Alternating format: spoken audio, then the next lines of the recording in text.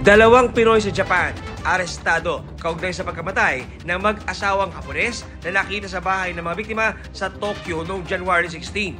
May mga saksak ang mga labi. Senyales daw na nanlaban sila. Sa ulat ng Japanese media, ang Pinay na unang naaresto ay kasintahan ng anak ng mga biktima na siyang nagsumbong na nawawala ang kanyang mga magulang. Nakita sa CCTV footage sa bahay na lumabas ang Pinay at may kasamang isang lalaki. Ayon sa ating konsulado, iginit sa kanila ng Pinay na wala raw siyang ginagawang masama. Hiwalay na naaresto ang lalaking suspect na umano'y Pilipino rin at hinihinalang kasabwat. Naghihintay raw ang ating embahada ng permiso para makausap ang lalaking suspect. Pilipinong sundalo sa Israeli Defense Forces na si Cedric Garin kabilang sa 21 nasawi sa pagsabog sa Gaza nitong Lunes. Ayon ito sa Israeli Embassy na nagpaabot ng pakikiramay.